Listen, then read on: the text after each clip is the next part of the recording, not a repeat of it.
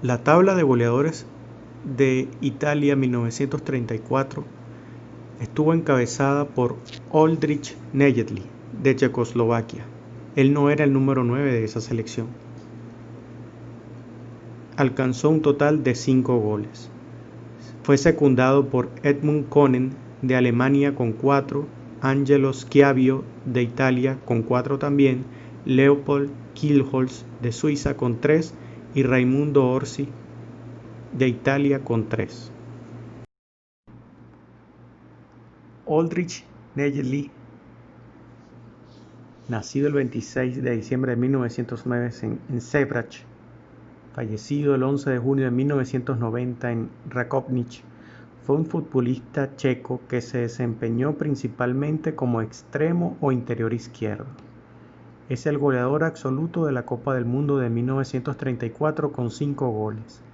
Esto es reconocido oficialmente por FIFA en noviembre del 2006, ya que inicialmente se le habían acreditado solamente 4 goles, y fue subcampeón del mismo torneo. En su país jugó para el Sparta Praga. Ganó una Copa Mitropa en 1935. Con su selección Checoslovaquia jugó 44 partidos y anotó 29 goles. Se destacó, como ya se dijo, en Italia 34 recibiendo la Bota de Oro, y se rompió la pierna en los cuartos de final del Mundial de Francia 38 frente a Brasil. Partido en el que gracias a su gol los checos empataban, debiendo jugar un partido de desempate que Brasil ganaría 2-1. La lesión sufrida pondría fin a su carrera internacional. Edmund Konen fue un futbolista alemán de Jülich. Jugó en el Saarbrücken, en el Kickers de Stuttgart, el Mühlhausen. En 1934 fue sondeado por el Werder Bremen, pero después de firmar por ese club, le dijo a la Federación Alemana de Fútbol que el Werder le ofrecía ofertas económicas a los jugadores. En ese momento el fútbol era estrictamente amateur en Alemania, y pagarle a los jugadores no estaba permitido. El problema terminó dentro del club con dirigentes y jugadores sancionados.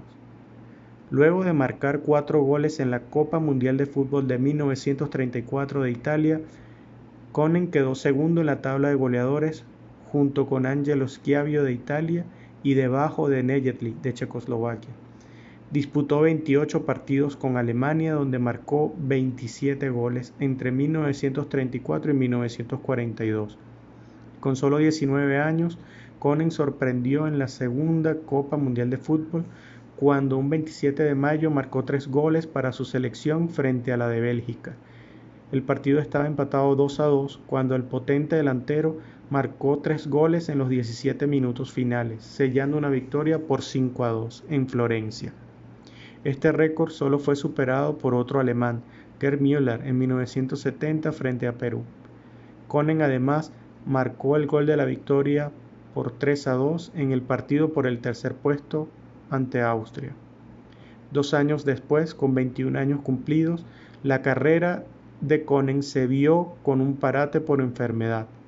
Eso lo alejó del campo de juego por 3 años y medio, pero el coraje de este señor y la pelea constante contra la enfermedad le permitió al jugador volver a su selección el 25 de junio de 1939, en un partido en Copenhague entre Alemania y Dinamarca. Durante ese juego, Konen tuvo una excelente actuación y marcó el segundo de la victoria alemana por 2-0. Durante la Segunda Guerra Mundial en 1942 jugó su último partido internacional. Alemania ganó ese último partido 5-3 en Budapest frente a Hungría. Konen y un joven jugador llamado Fritz Walter bombardearon la meta del arquero rival, Sepp Herberger. Luego de finalizada la guerra, Konen se dedicó a ser entrenador a mediados de los 50.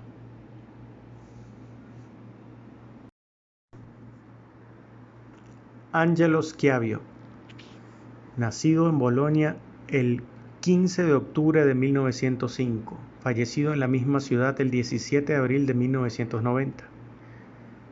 Jugó durante toda su carrera en el club de su ciudad natal, el Bologna FC, y también participó en la selección de fútbol de Italia, incluyendo la Copa Mundial de Fútbol de 1934 ganada por dicho país.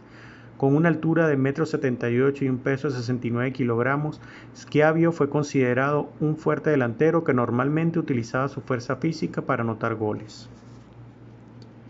Debutó con la selección italiana cuando tenía solo 20 años en 1925. En dicha oportunidad anotó los 2 goles de la victoria 2-1 ante Yugoslavia, en Padua. Participó en los Juegos Olímpicos de Ámsterdam en 1928, donde anotó 4 goles en 4 partidos, ganando la medalla de bronce. Su mejor participación sería en la Copa Mundial de Fútbol de 1934 en su país. Acompañado de jugadores como Monti y Meazza, Schiavio anotó 4 goles, contando una tripleta en el partido inaugural ante Estados Unidos. La cuarta anotación se produciría en el partido final ante Checoslovaquia. Los visitantes habían marcado el primer tanto y posteriormente un gol de Raimundo Orsi igualó el marcador. En los 5 minutos de la prórroga, un pase de Enrique Guaita sería alcanzado por Schiavio, quien anotaría el último gol del encuentro que le daría a Italia el primer título mundial de su historia. Dicen que ese gol ocurrió cuando ya no le pasaba más por su mente, él simplemente disparó a ver qué salía y por suerte ese balón entró. Tras dicho partido, Schiavio no participó por la selección italiana, con la que jugó 21 partidos y anotó 15 goles. A él se le atribuye el gol 100 de los mundiales, pero eso es algo totalmente erróneo, pues su compañero Giovanni Ferrari hizo el gol 100 en el minuto 63 en el partido contra Estados Unidos en los octavos de final del Mundial de Italia 34. Cabe destacar que el gol de Schiavio fue un minuto después, por lo cual anota el gol 101 de los mundiales. Leopold Kielholz. Leopold Poldi Kielholz nació en Basilea el 9 de junio de 1911 y falleció en Zúrich el 4 de junio de 1980. Fue un futbolista y director técnico suizo. Kielholz marcó el primer gol de Suiza en la Copa Mundial de Fútbol. El rasgo característico del delantero eran sus lentes de seguridad, que también usaba sobre el terreno de juego. Fue internacional con la selección de Suiza en 17 ocasiones y marcó 12 goles. Debutó el 19 de noviembre de 1933 en un encuentro amistoso ante la selección de Alemania que finalizó con marcador de 2-0 a favor de los alemanes. Jugó los mundiales del 34 y del 38. Raimundo Viviani Orsi, o simplemente Mumo Orsi, nacido en Avellaneda, Buenos Aires, Argentina, el 2 de diciembre de 1901 y fallecido en Santiago de Chile el 6 de abril de 1986, futbolista argentino nacionalizado italiano. Jugaba delantero y su primer equipo fue Independiente. Fue campeón y una de las máximas figuras del Mundial de Fútbol de 1934 con Italia y logró la medalla de plata en los Juegos Olímpicos de Ámsterdam en 1928 jugando con Argentina. Sus características principales eran habilidad, velocidad, cosa que le permitían eludir a los defensores rivales.